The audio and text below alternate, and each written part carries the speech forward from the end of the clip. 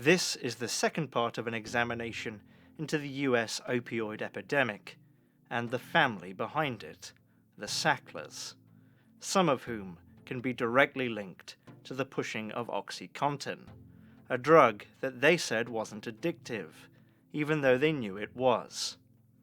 Richard Sackler's personal thoughts on addicts who have lost their lives in the wave of addiction that he and his company caused?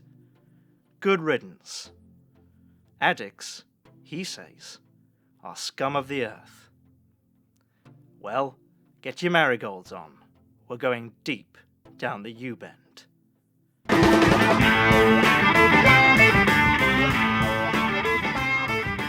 I don't know. $20 bill, I can set you straight. Meet me on the corner, boy, I don't pay.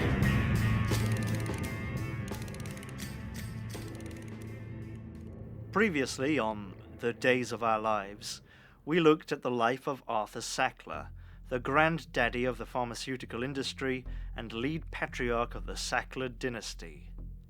Arthur helped shape the entire pharmaceutical advertising industry by coming up with novel ideas on how to push drugs, advertising directly to doctors, creating medical literature that doubles as advertising, making brand names a big deal, and helping pharma companies shift blame from addictive narcotics to the people who became addicted. His original intentions are unclear. Whether Arthur began simply by following the logic of business growth and consolidation and compromised his ethics along the way, or whether he was entirely ruthless from the beginning, it's safe to say without Arthur, the Sacklers would not be the incredibly wealthy and now famous family they are today. Arthur's brothers, Mortimer and Raymond, were by no means stupid, but Arthur was a doer. Mortimer and Raymond were Arthur's proxies, really just two of a dozen capable hands, all working for Arthur's big brain, whether they knew it or not. Reading about the Sacklers is like reading about a royal court, where at last the hero king dies, and his idiot successors piss away the opportunities left to them. Before his death, Arthur had been estranged from his two younger brothers, after the death of their old pal, Bill Froelich. The three Sackler brothers and Froelich had long ago made a pact that they would pool their business assets and help each other succeed, and when each man died, his assets would be put into a trust. Each man's heirs would be given a small amount of inheritance, but the remainder of the money would go to the trust, and eventually, when all the men were dead, the trust would be used for charity and the public good. But Arthur's brothers, Mortimer and Raymond, argued when Froelich died that Froelich's business interests weren't subject to the agreement because they had international offices. This created a rift between the two sides of the family. After Arthur's death, his two brothers fought between themselves over Arthur's assets and didn't want them to go into the charitable trust either. This turned into a huge battle between the two brothers, their children, Arthur's previous wives, and Arthur's children. Arthur had been married 3 times, and because Arthur was a human shark and had to keep moving to live, each time he would date his new wife before divorcing the old one. Between these 3 wives, Arthur had 4 children. In his last will and testament, Arthur revealed that each of his children would inherit $600,000, his Medical Tribune newspaper business, and shares in Purdue Frederick. But the rest of his $100 million estate would go to his 3rd wife, Gillian, to be used for philanthropy. This turned into a years-long battle between all the members of the family, who spent a collective $7 million on litigation in fighting over Arthur's estate. In the end, Arthur's children decided to sell their shares in Purdue Frederick to their uncles, who actually ran the business. After this, Arthur's children never had anything to do with the operation of the company. This is really where the story of OxyContin begins, when Raymond and Mortimer ran Purdue alongside their children. But the most important family member in this story, never escaping Arthur's shadow, is Richard Sackler.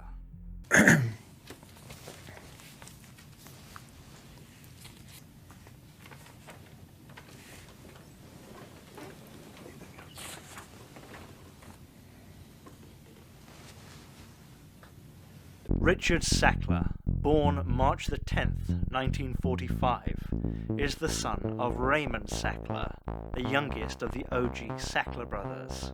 Raymond has been described as quiet, introverted, and thoughtful. Richard seems a bit more weird.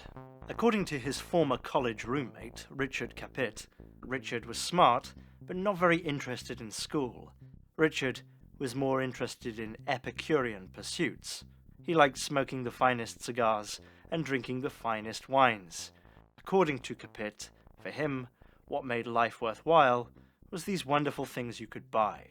Capit says that Richard spent money like it was nothing. He also noticed that he seemed to be Richard's only friend in college. In time, he began to notice other things about Richard's personality. Although he was very generous, happy to buy things for other people, he seemed to lack empathy.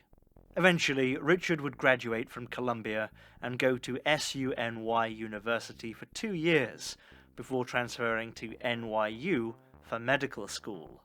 His cavalier attitude towards his studies didn't get him into a prestigious school, despite his family's wealth. But ultimately, that didn't matter. No matter where he went to school or what kind of grades he got, he was always going to end up working at the family business, at Purdue. In 1971, Richard got his first job at Purdue Frederick as assistant to the president. The president was his father. Purdue is a private business ran very closely by the Sackler family, and with their own personal interests as the foremost concern of the business. For example, multiple former employees have commented that there were certain long-time employees and executives at the company who were personally protected by the Sacklers, and thus the company itself, in return for their unwavering loyalty, rather than necessarily their usefulness. It was common knowledge in the company that if you take care of the Sacklers, they'll take care of you. What did you spend on alcohol and drugs last year? Did it take most of your pay? Confusion, agitation, and hallucinations may occur. At the time that Richard joined the company, it was still owned 3 ways by Arthur, Mortimer, and Raymond. By then, Arthur didn't have any active involvement in the company, so Raymond was primarily in charge of Purdue Frederick in the US as president, and he was grooming his son Richard to take over for him. Around the office, Richard came off as a spoiled, entitled rich kid who thought he knew everything. He was hyper-involved in the day-to-day operations of the company and would go between each department and speak to various managers who had decades of experience over him, as though he had a lot to teach but nothing to learn. For example, a doctor named Bart Kubert, who worked at Purdue in the 80s, was assigned to work on Senokot, a laxative.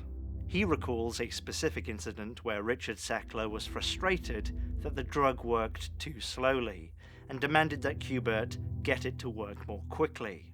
Kubert explained that the drug worked in the colon and it was impossible to make it reach the colon more quickly in the body. This wasn't a design flaw, Kubert says. This was human biology. But Richard wasn't having any of it.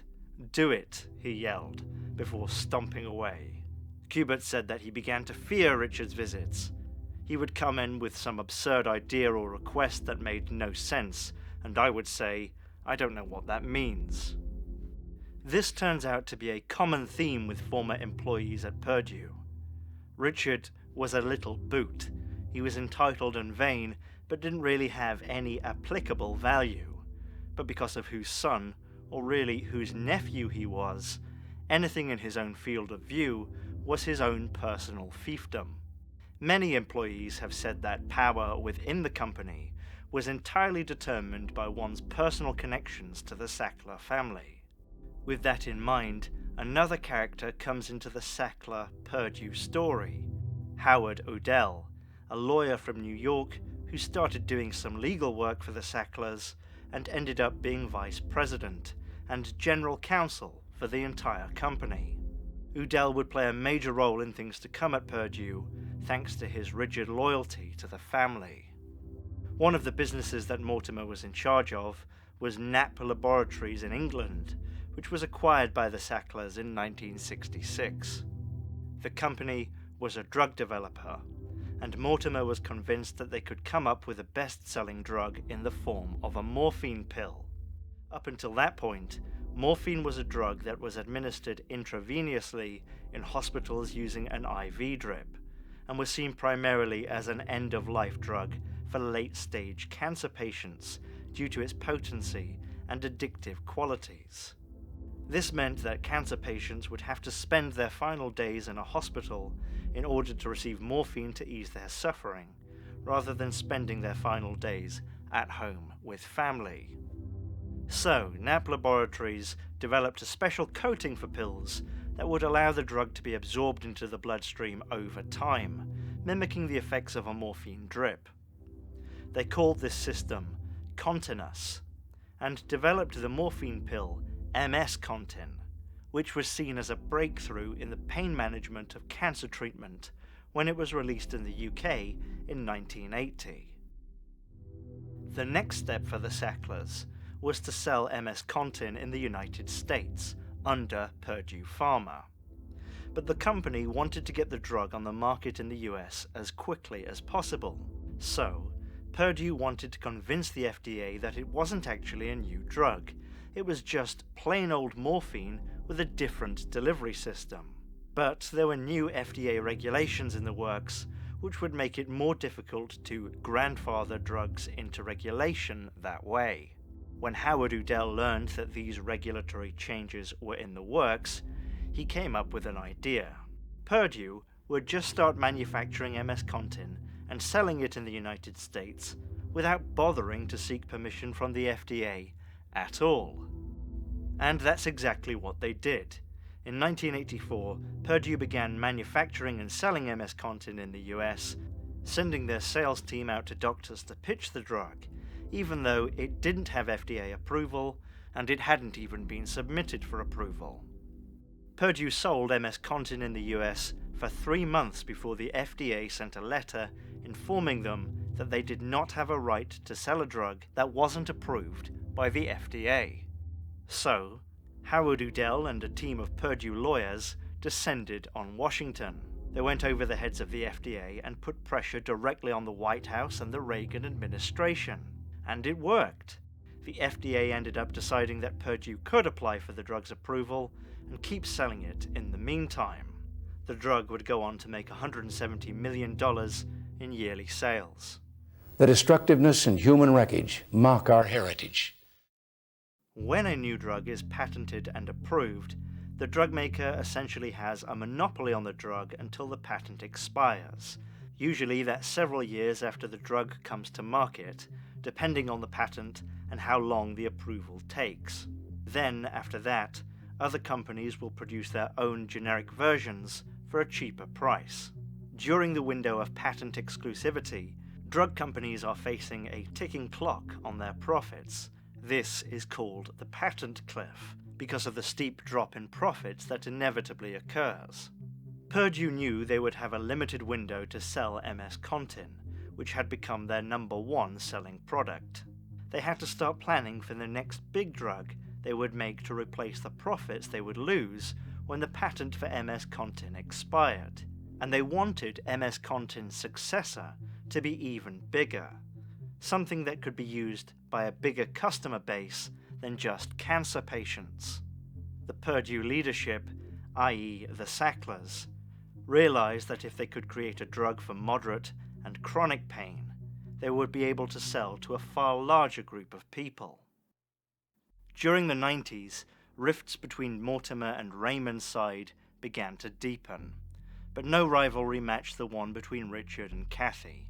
Although they both believed the same things, and in taking the company in the same direction, they vied for personal power. For the most part, Purdue employees report liking Mortimer and Raymond, but Kathy and Richard were detested. In 1993, Richard ascended to the role of senior vice president, and OxyContin was in the works. Oxycodone is an opiate painkiller that is a chemical cousin to both morphine and heroin, and at the time was sold only in small doses mixed with aspirin or acetaminophen in the form of the drugs Percodan and Percocet, respectively. It's dangerous in high doses, but the idea of OxyContin is that you could take pure oxycodone and put the contin coating system on it, and then people could take much higher doses of oxycodone that are slowly absorbed into the bloodstream. In 1994, the company's head of marketing, Michael Friedman, wrote a confidential memo to Mortimer, Raymond, and Richard, where he confided that he believed the FDA would initially limit OxyContin to cancer patients only, but that they would be able to extend the drug to chronic, non-malignant pain if they played their cards right. He wrote that it was imperative that we establish a literature to support the use of OxyContin in this type of pain. It was decided that the first and most important step was to change doctors' perceptions of opiates as addictive, which they are. In doing market research, the company discovered that many doctors mistakenly thought oxycodone was weaker than morphine, possibly because oxycodone is primarily sold in a weaker and diluted form, like Percocet. Purdue seized on this ignorance as an opportunity to market OxyContin to doctors as a safer alternative to morphine, which, at the time, generally had a bad rap. Interestingly, back when Bayer introduced heroin to the market, in those heady days, they also claimed that it was a safer alternative to morphine. Addicted to morphine? Try smack! Like a wheel within a wheel. The leaves turned to the colour of her hair. Black. To get OxyContin through the FDA, Purdue had to get the approval of Curtis Wright, who oversaw pain medication and would be the medical reviewer in charge of approving OxyContin. The drug would be sold as a controlled substance, so the question of addictiveness would have to be addressed. But Purdue never did any studies on the addictiveness of OxyContin. Instead, they made the argument that the contin coating on the pills would reduce the chance of addiction by allowing the oxycodone to be released slowly into the bloodstream. Curtis Wright at the FDA told Purdue that his colleagues strongly believe that opioids should not be used for non-malignant pain, and would probably be restricted to cancer patients. Purdue knew this. It even looks like many people within the company thought that OxyContin was going to be primarily for cancer pain. Larry Wilson, a chemist at Purdue who helped develop OxyContin, said that he never heard anyone say anything except about cancer during development. But all along, Richard Sackler's plan was to sell Oxy to as many people as possible. The package insert for the drug was a very important component of all of this. Purdue and the FDA went through more than 30 revisions of the package insert. According to Richard, the goal was to make the insert a more potent selling instrument. Purdue went to great lengths to build a positive relationship with Wright and the rest of the FDA. According to a memo that came out in later investigations, at one point, Purdue sent a cadre of people out to Curtis Wright's home in Maryland, where they spent several days helping him prepare the clinical review of the drug. On December the 28th, 1995, OxyContin was approved.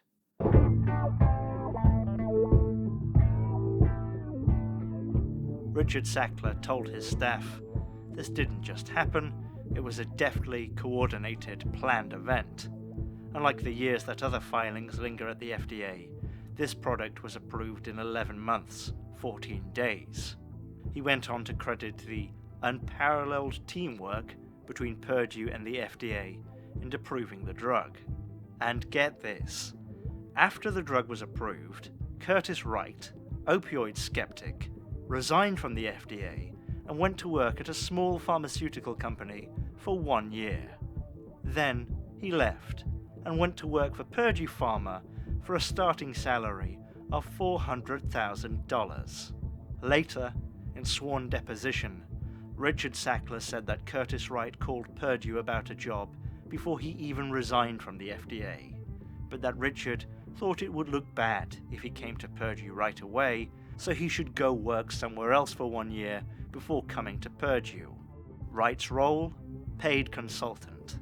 Now that, my friends, looks like a bribe. With the drug approved, the next step was to take a page from Arthur's Librium playbook, recruiting an army of salespeople to aggressively court doctors. Pharmaceutical reps don't have any medical training. I know, I just shocked you there, didn't I? They are salespeople, highly coached on specific talking points and strategies to use in selling. They were told to say that the drug could be taken for months, years, even an entire lifetime without risk.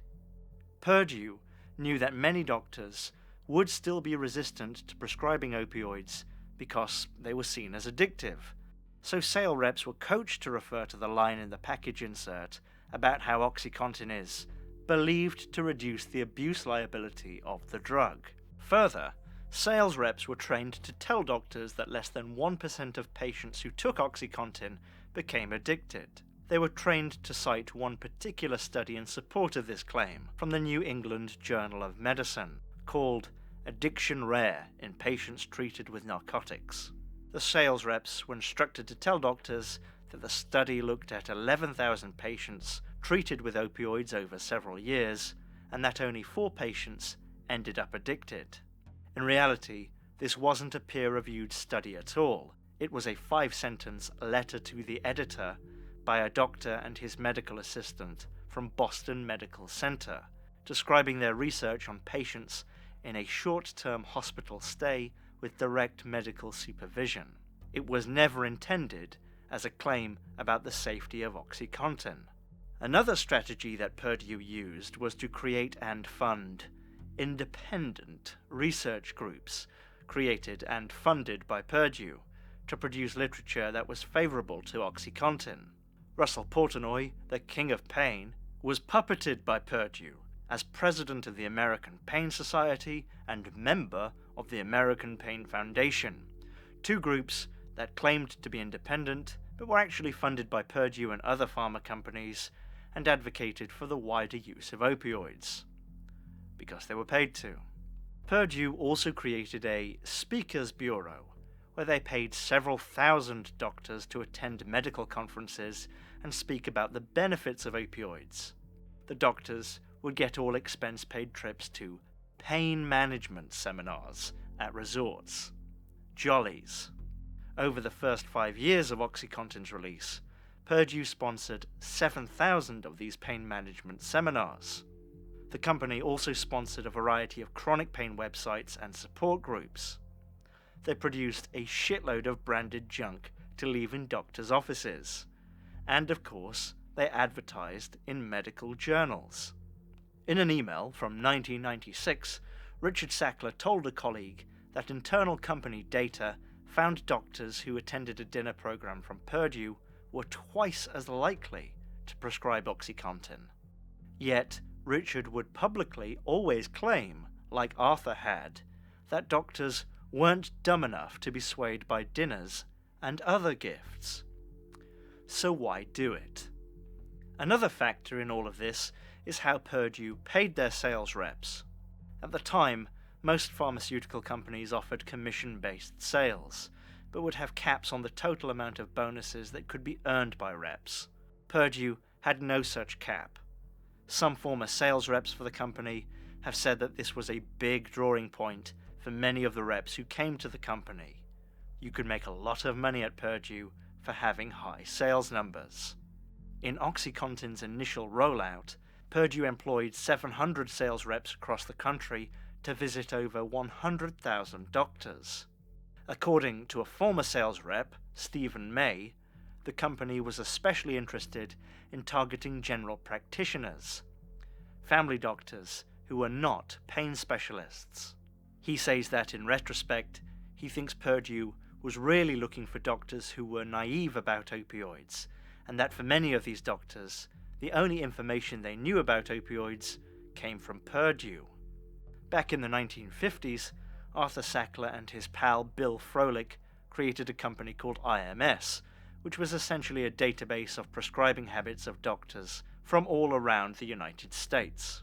By the 1990s, the IMS database was being fed information directly from pharmacies all over the country and was under control of the Sacklers. Using the IMS database, Purdue first targeted doctors that heavily prescribed pain medications. These doctors tended to be in places like coal country and Appalachia, where workers in dangerous industries get hurt more frequently. In 1997, Richard Sackler came up with the idea to create an awareness campaign to focus attention on the untreated patient in severe pain who is mobilized and given his life back by our products. The company created a promotional video called "I Got My Life Back," which featured patients with a broad range of conditions talking about how pain medication was so awesome and changed their lives.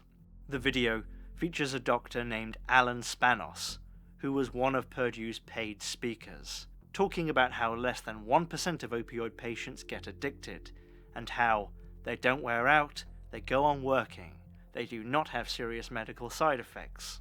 Pseudo-addiction is a fairly new term. It only came in about 1990, but it's crucial. Pseudo-addiction is when a patient is looking like a drug addict because they're pursuing pain relief. They distributed 20,000 copies of the video to doctors around the country. Just as Bayer offered free samples of heroin at the turn of the 20th century, just as in the 1970s, Roche gave away 82 million pills of Valium in Canada in a single year, Purdue offered free OxyContin samples to patients. To increase sales, Purdue told doctors there wasn't a maximum dose for patients. The drug was safe enough to prescribe large doses without any fear of addiction or side effects. Initially, Purdue released the drug in 10, 20, 40, and 80 milligram dosages, and in 2000 they introduced an insane 160 milligram version. The thing to realize here is that the drug is priced in such a way that Purdue made money based on each milligram sold, and thus there was a huge incentive to push ever higher dosages. In the first year, the company sold $44 million of OxyContin. The next year, that figure doubled. The year after that, it doubled again. Over time, the company began to hear more and more from their sales reps that doctors were concerned about their patients who were taking OxyContin because they were gradually noticing more signs of addiction.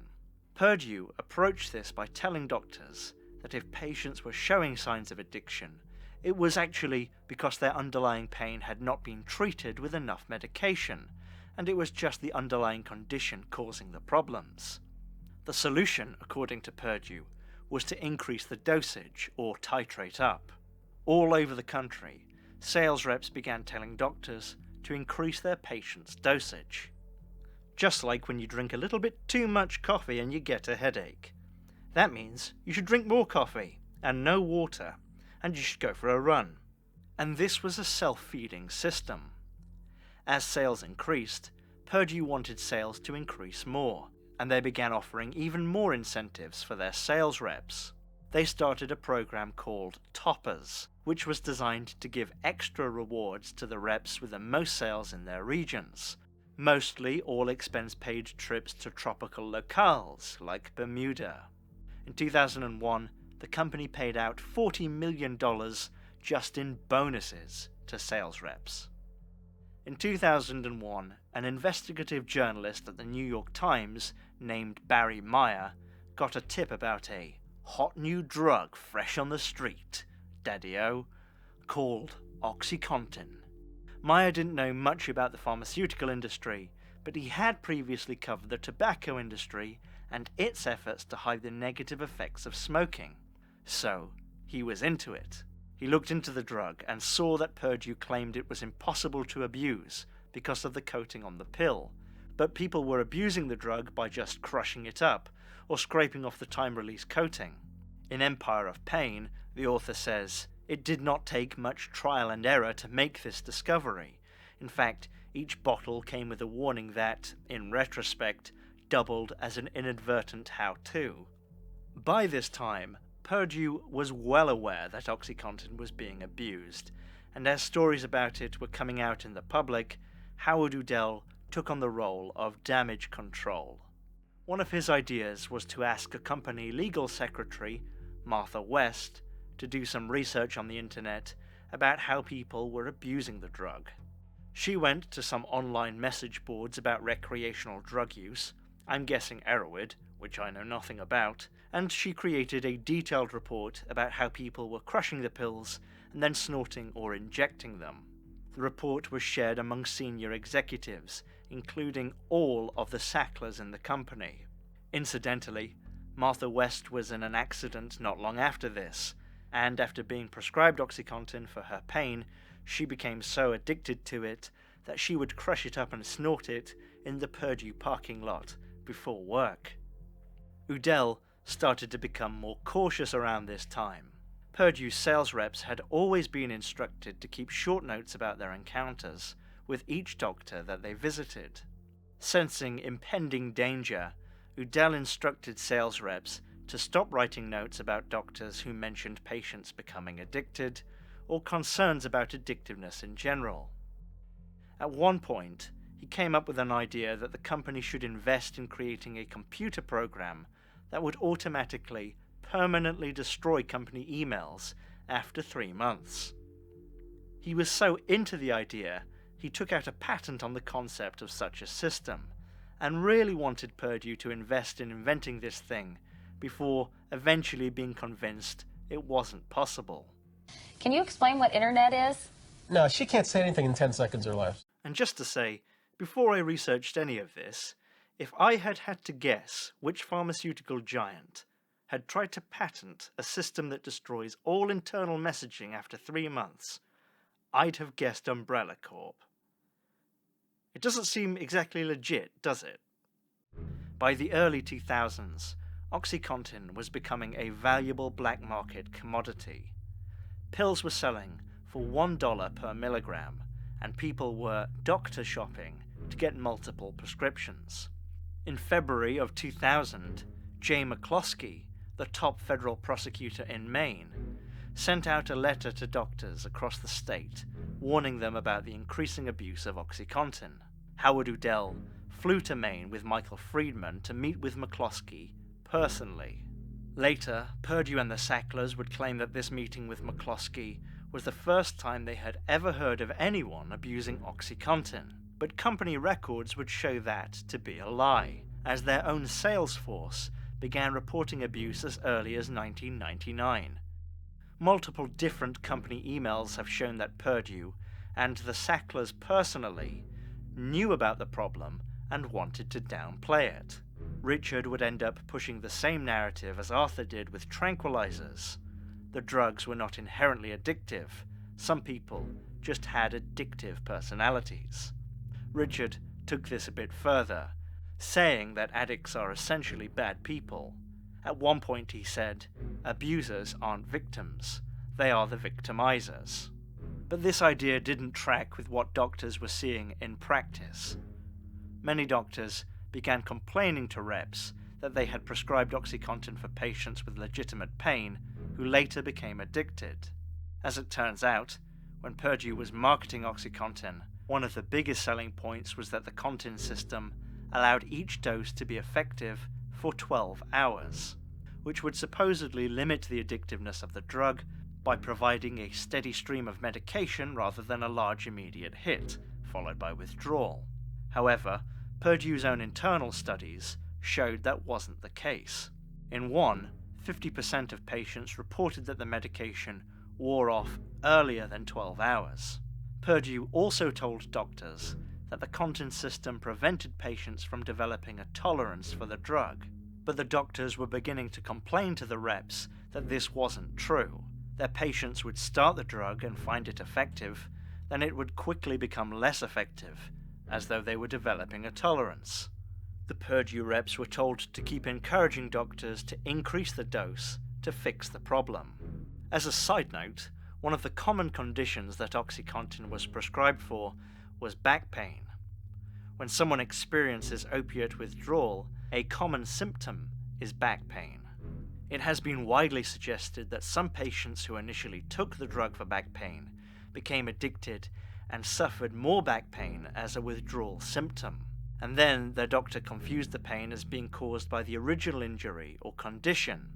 By 2001, the company knew that 20% of all OxyContin prescriptions were for the drug to be taken more often than every 12 hours, according to internal documents. An employee wrote in the documents, "These numbers are very scary." Another employee asked their supervisor whether this kind of information should be written up in company documents, considering all the recent negative press, and the supervisor responded, "I would not write it up at this point." Sounds about right.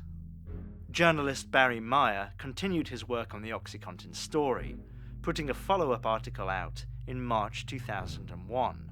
He wanted to speak to one of the Sacklers about the building controversy around the drug, but they refused to meet with him, and instead sent a PR representative named Robert Hogan and a Purdue doctor named David Haddocks. In the interview, Haddocks admitted that some patients may not get relief for 12 hours and may develop a tolerance for the drug, but he asserted that when patients show symptoms of withdrawal, nausea, itching, shaking, crawling on the ceiling, that sort of thing, it isn't because they are addicted, it's because the underlying condition isn't being treated aggressively enough. He called this pseudo-addiction, and Purdue liked the phrase so much they began putting it out in their promotional literature for distribution to doctors. Pseudo-addiction was a term coined in 1989, but it became used far more widely thanks to Purdue. There is no sound evidence supporting the idea that pseudo-addiction as a diagnosis is distinct from addiction. It's just word games. Meyer was later contacted by a company insider who wanted to meet up and talk.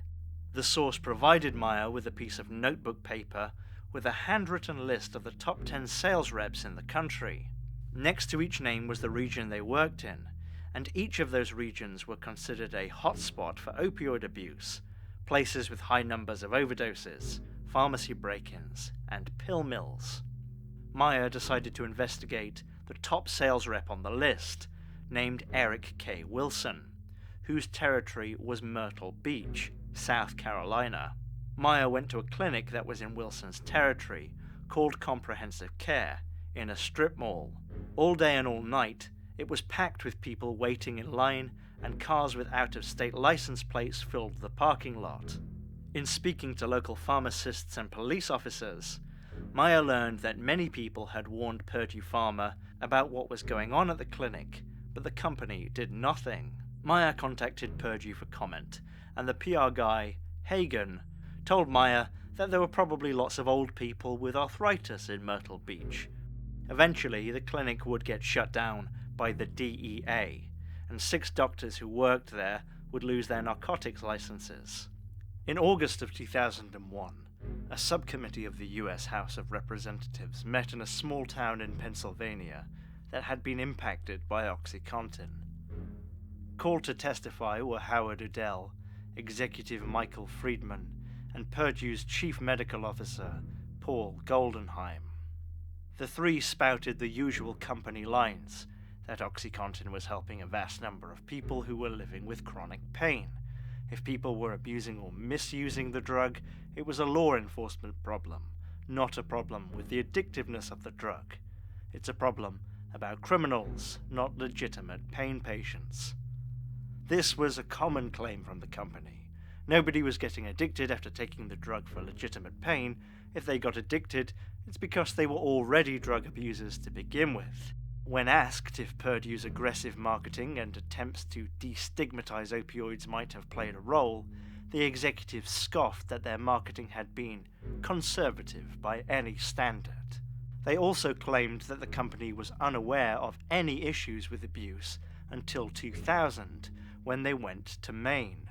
As we now know, this was a lie, with internal documents showing the company was aware at least as early as 1997. Earlier, in 2001, before this testimony, Richard Sackler and Friedman were emailing each other about how it was imperative that we get our story absolutely straight and consistent. Friedman had perjured himself, but no one at the committee meeting knew it at the time. Later, Goldenheim would testify before a Senate subcommittee and tell the same lie. After the terrorist attacks in September 2001, a sales executive sent out a voicemail to the National Sales Force saying it was a tragic day, but at least this could knock OxyContin out of the news for a while. Real classy-like. However, the negative publicity around OxyContin didn't disappear, and Richard Sackler was getting frustrated with it. In an email exchange, a friend told Richard, "This whole thing is a sham, and if people die because they abuse OxyContin, then good riddance." Richard replied, "Unfortunately, when I'm ambushed by 60 Minutes, I can't easily get this concept across. Calling drug addicts scum of the earth will guarantee that I become the poster child for liberals to distribute the blame to someone else." Richard's private communications are apparently full of this kind of seething anger at people who suffer from addiction, people who he got addicted, people he lied to about getting them addicted, over and over. In other emails, he espoused the belief that people who are addicted want to be addicted, that they choose to do it to themselves.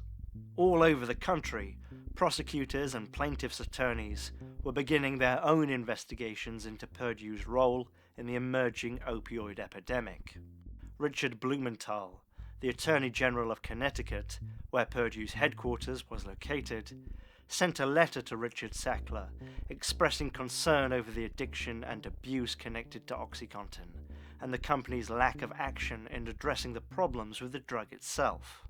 In response, Purdue's spokesman, Robert Hogan, called Blumenthal's office and left a threatening voicemail reminding Blumenthal that Purdue was a significant supporter of the Democratic Party and that it was very unfortunate that this had to happen to one of your biggest benefactors, and reminded him that there was an election coming up, like he'd forget that. This is interesting to me, not least because the Sackler family and Purdue donated to both political parties. Actually, they donated slightly more to Republicans overall. Nothing seems to have come of this. In 2002, Purdue had spent $45 million fighting off individual lawsuits. Howard Udell let it be known that he did not have a budget for fighting lawsuits. He could spend whatever he wanted.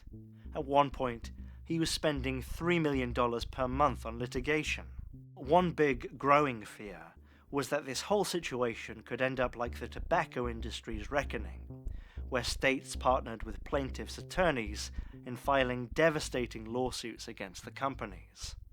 Udell was dedicated to not letting this happen, and hired high-power attorneys all over the country to help in the fight. The company also spent a lot of time enlisting former prosecutors who had previously investigated Purdue, because where's the conflict of interest there?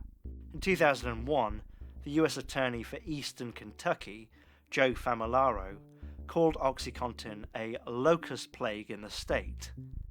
Less than a year later, he was a consultant for Purdue, calling OxyContin a fine product.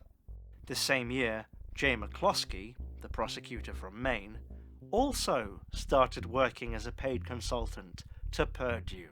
Simultaneously, the Sacklers cultivated a lot of political connections as well. Richard boasted in 2001, "We can get virtually every senator and congressman we want to talk on the phone in the next 72 hours.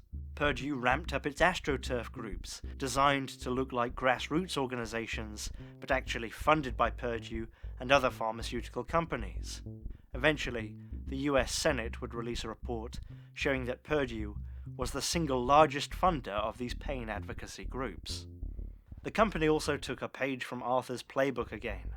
They hired an outside PR specialist named Eric Dazenhall, who was skilled at dealing with the media, especially in getting negative stories killed and planting positive ones.